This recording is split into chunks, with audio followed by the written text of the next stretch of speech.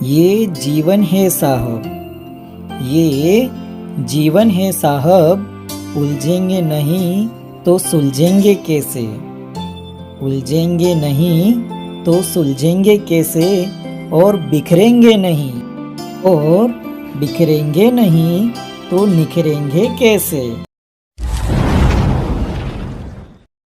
1, 2, 3, come on!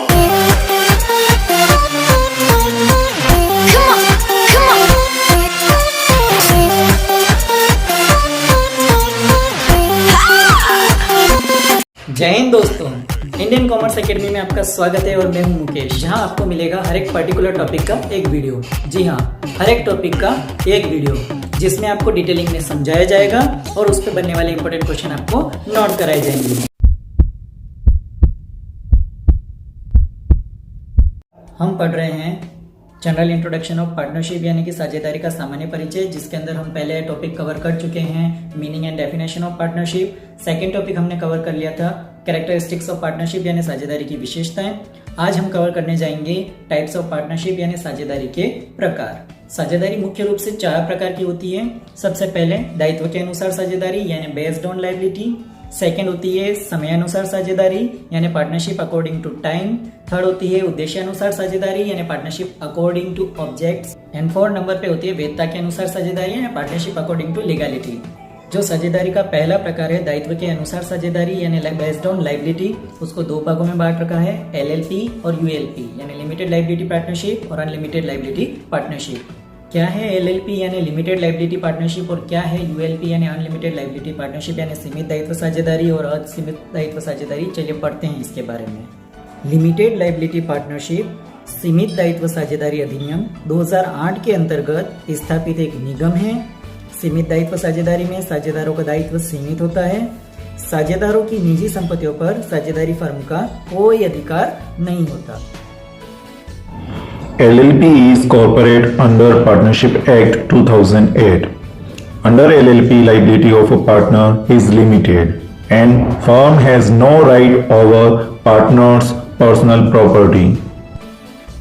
चलिए साधारण शब्दों में समझते हैं। ऐसी साझेदारी जिसमें साझेदारों का दायित्व उनके द्वारा लगाई गई पूंजी तक ही सीमित होता है, यानी कि साझेदारों की निजी संपत्ति पर फर्म का कोई अधिकार नहीं होता, ऐसी साझेदारी सीमित साझेदारी कहलाती है।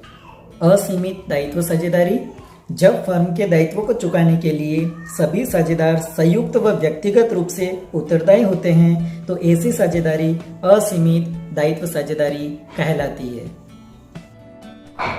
When all partners to pay the firm's liability, if they are jointly and personally responsible partnership, are called unlimited liability partnerships. चलिए आसान से शब्दों में समझते हैं। ऐसी साझेदारी जिसमें साझेदारों का दायित्व उनके द्वारा लगाई गई पूंजी से भी अधिक हो जाता है, यानी कि साझेदारों की निजी संपत्ति पर जब फर्म का अधिकार हो जाता है तो उसे असीमित दायित्व साझेदारी कहते हैं।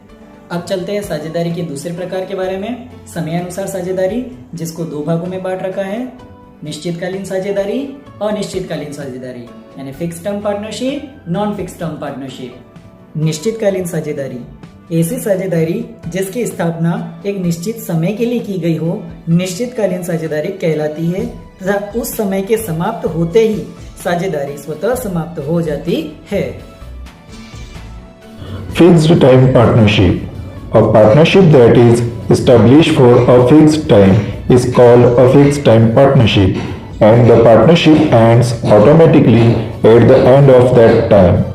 आसान से शब्दों में समझे तो निश्चित समय के लिए की जाने वाली साझेदारी निश्चितकालीन साझेदारी कहलाती है। जैसे X और Y 2 जने मिलकर सोचते हैं कि सर्दियों का मौसम आने वाला है तो ऊनी कपड़ों का या गर्म कपड़ों का व्यापार करते हैं। तो दोनों मिलकर व्यापार करते हैं और जैसे ही सर्दियों का मौसम चला जाता है तो क्या उनका बिजनेस उसके बाद चलेगा? नहीं ना। तो इसी को बोलते हैं निश्चितकालीन साझेदारी। समयानुसार साझेदारी के अंदर अब पढ़ते हैं अनिश्चितकालीन साझेदारी। ऐसी साझेदारी जिसकी स्थापना निश्चित समय के लिए नहीं की जाती है उसे अनिश्चितकालीन साझेदारी कहते हैं। यानी ऐसी साझेदारी जिसमें कोई समय सीमा नहीं होती उसे अनिश्चितकालीन साझेदारी कहते हैं। अब चलते हैं साझेदारी के तीसरे प्रकार के बारे में। उद्देश्य के अनुसार साझेदारी यानी पार्टनरशिप अकॉर्डिंग टू ऑब्जेक्ट, जिसको भी दो भागों में बांटा हुआ है। ऐच्छिक साझेदारी, विशेष साझेदारी, partnership at will and particular partnership. ऐच्छिक साझेदारी, यदि सभी साझेदार निश्चित अवधि की साझेदारी की अवधि समाप्त होने के बाद भी जारी रखना चाहते हैं तो वह साझेदारी ऐच्छिक साझेदारी बन जाती है। Partnership at will. If all the partner wish to continue the business even after the expiry of the fixed term, the partnership becomes partnership at will. जब निश्चितकालीन साझेदारी एक्सपायर हो जाती है और उसके बाद भी अगर व्यवसाय चालू रखते हैं तो उसे ऐच्छिक साझेदारी कहते हैं। तो सिंपल से शब्दों में समझते हैं कि ऐसी साझेदारी जो साझेदारों की इच्छा पर चलती है उसे ऐच्छिक साझेदारी कहते हैं। विशेष साझेदारी यानी कि किसी विशेष कार्य अथवा उद्देश्य के लिए स्थापित साझेदारी विशेष साझेदारी कहलाती है। उद्देश्य के पूर्ण होने पर ऐसी साझेदारी स्वतः समाप्त हो जाती है। Particular partnership. Partnership established for a particular purpose or particular work. Special partnership is called. On completion of the purpose, such partnership ends automatically. ऐसी साझेदारी जो किसी विशेष काम को पूरा करने के लिए की जाती है विशेष साझेदारी कहलाती है। जैसे सड़क का निर्माण करवाना, पुल का निर्माण करवाना, भवन का निर्माण करवाना, यानी कि जब ये काम पूरे हो जाते हैं तो साझेदारी स्वतः समाप्त हो जाती है। अब पढ़ते हैं साझेदारी का चौथा प्रकार, वैधता के अनुसार साझेदारी यानी पार्टनरशिप अकॉर्डिंग टू लीगैलिटी। वैधता के अनुसार साझेदारों को भी दो भागों में बांट रखा है, यानी कि सभी साझेदारों के जो प्रकार है वो सभी दो दो भागों में बटे हुए हैं। तो चलो इसके बारे में भी पढ़ लेते हैं। वैधता के अनुसार साझेदारी दो भागों में बांटी हुई है। पहली वैध साझेदारी, दूसरी अवैध साझेदारी यानी कि लीगल पार्टनरशिप और इलीगल पार्टनरशिप। वैध साझेदारी देश के प्रचलित नियमों के अनुसार स्थापित साझेदारी वैध साझेदारी कहलाती है। Legal partnership. Partnership established under rules and regulation of the country. यानी कि वे पार्टनरशिप जो कानून को ध्यान में रखते हुए की जाती है, जिनकी स्थापना कानून के अंतर्गत की जाती है, वैध साझेदारियां कहलाती है। अवैध साझेदारी, यदि किसी साझेदारी की स्थापना प्रचलित नियमों के अनुसार न हो तो ऐसी साझेदारी अवैध साझेदारी कहलाती है। निम्न दशाओं में एक साझेदारी अवैध कहलाती है। नंबर 1, जब साझेदारी की स्थापना का उद्देश्य गैर कानूनी हो। दूसरा, जब साझेदारों की संख्या 2 से कम हो जाए व अधिकतम संख्या 50 से अधिक हो जाए। तीसरा, जब साझेदारी का व्यापार लोक नीति या अंतर्राष्ट्रीय नीति के विरुद्ध हो। चौथा, जब किसी शत्रु राष्ट्र का नागरिक साझेदार बना दिया जाए। Illegal partnership. Partnership which is not according to rules and regulation of the country. Under the following circumstances, partnership is deemed illegal. First, when partnership is established for illegal purpose.